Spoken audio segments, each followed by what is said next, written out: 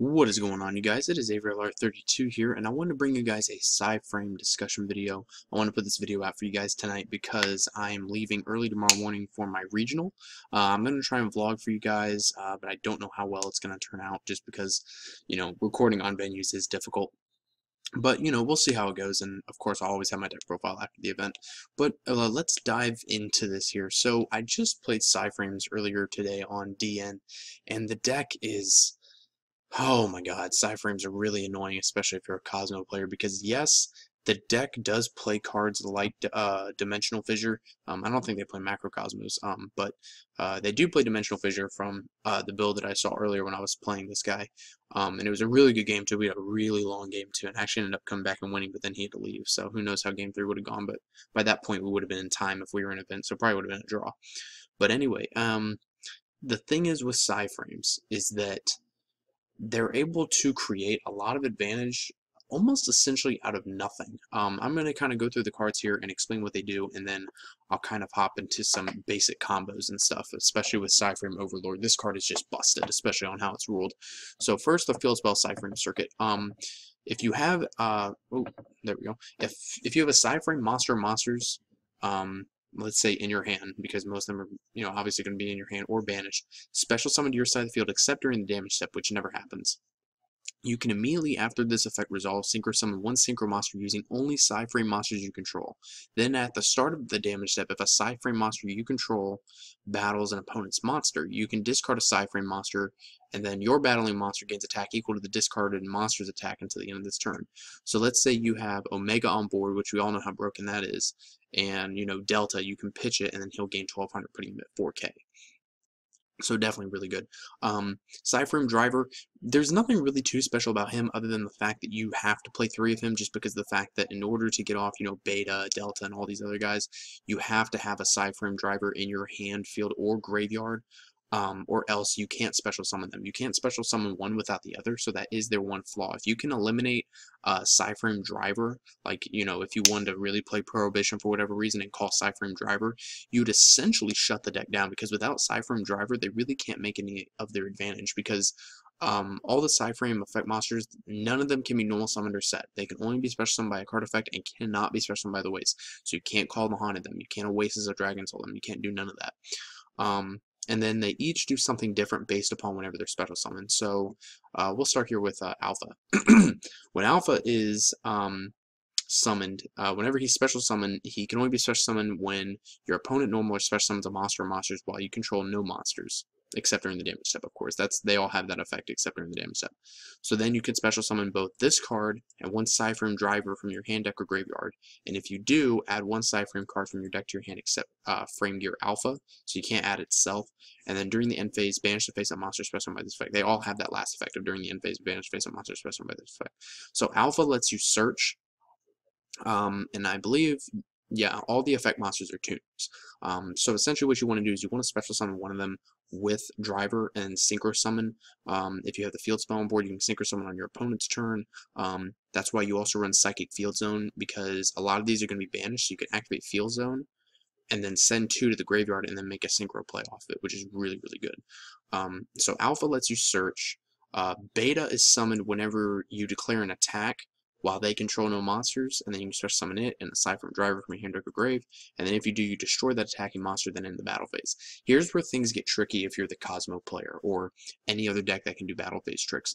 If your opponent activates Beta, you're going to want to chain upon the activation of the effect. So let's say from my perspective as a Cosmo player, I have a Farm Girl on board, and I attack directly, and you have no, and you're the PSY-frame player, and you have no monsters. You activate Beta. Or I'm sorry, let's say you're the Cosmo player. Your opponent is the PSY-frame player. You attack with Farm Girl, your opponent chains PSY-frame Beta. Once they activate that effect, you want to chain Farm Girl at that point to banish it and get out, Good Witch, Forerunner, whatever it is that you have in your hand. Because by doing that, you are stopping your own attack, and that, sorry, I'm just pulling up Beta's effect. Beta, you still get the 2 special summons of Beta and Driver, but it won't be able to destroy the attacking monster because it's no longer on the board, and the battle phase won't end. So you'll be able to get one of their PSY-frame monsters in the graveyard. And honestly, they really don't want any monsters in the graveyard because they really don't have a way to get them back if they're already in the grave. So if you have any possible way of keeping cards not being banished, like if you can play Imperial Iron Wall and it doesn't hurt your deck, definitely side deck this in against PSY-frames because they want their stuff banished. So pretty much if you're, you're playing a deck that has a lot of battle phase tricks like, Satellars even because they can call the Hunt of their stuff back in the battle phase, Cosmos, they can use E-Telly and a bunch of other stuff in the battle phase. If you're, in this case, in this example, the Cosmo player, they activate a PSY-frame in hand, you're going to want to chain your Cosmo Farm Girl or Good Witch respectively and banish at that point. You don't want to wait until they summon a card, especially something like Beta, because you're just going to lose your monster and lose advantage. And then we've got Delta. Delta actually, whenever your opponent activates a spell card, this includes an effect. So if you do something like Cosmotown, they can still chain Delta, negate your spell, and then destroy it. That's essentially what he does. And he special summons out a driver. Epsilon. Epsilon is whenever they activate a trap card, you can special summon it in driver, and then negate that trap card and destroy it. And then finally we have Gamma, which I actually haven't seen much of, but it's during either player's turn when your opponent activates a monster effect while you control no monsters, you can special summon it in driver, and then if you do, negate that activation. So it's essentially a chivalry in a sense, or a divine wrath, if you will. And then we have PSY-frame Overlord. This card is essentially what makes the deck go around. It's essentially the Blaze Accelerator reload. So once per turn, you can banish one PSY-frame monster from your hand or face up from your side of the field, then target one card on the field, banish it face down. Q. During either player's turn, except the turn this card was sent to the graveyard, you can banish this card from your graveyard, add one PSY-frame card from your deck to your hand except Overload.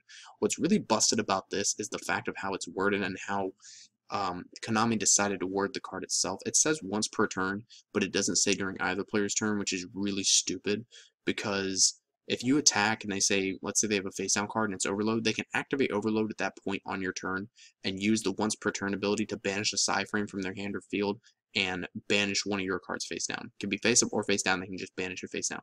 And it's really stupid because the card should say during either player's turn. It shouldn't be ruled that since it says once per turn, it can be on either player's turn. That doesn't make any sense. So I really hope when I go to my regional tomorrow that the judge will rule it differently, that they can only use it on their turn. Because the way the OCG has it ruled currently is that if you activate Overload on your opponent's turn, you can also chain the effect of the once per turn effect, which is really, really stupid. So hopefully they'll change that. And then we all know what Omega does. And then this was one that I had never seen before until I played that match earlier. Zeta. Once per turn during the other player's turn, you can target one special summon monster your opponent controls in a face-up attack position, banish both that monster and this card from the field, but return them in your next standby phase. If this card is in your graveyard, you can target one other PSY-frame card in your graveyard, return this card to the extra deck, and if you do that, target your hand. So it's a way for them to still get their graveyard materials back in case they go to the graveyard for whatever reason. You really don't have to worry about the synchros that much unless they have the field spell on board or if they activate Psychic Field Zone. Just because those cards is what really gets their plays going. This deck, it can go off.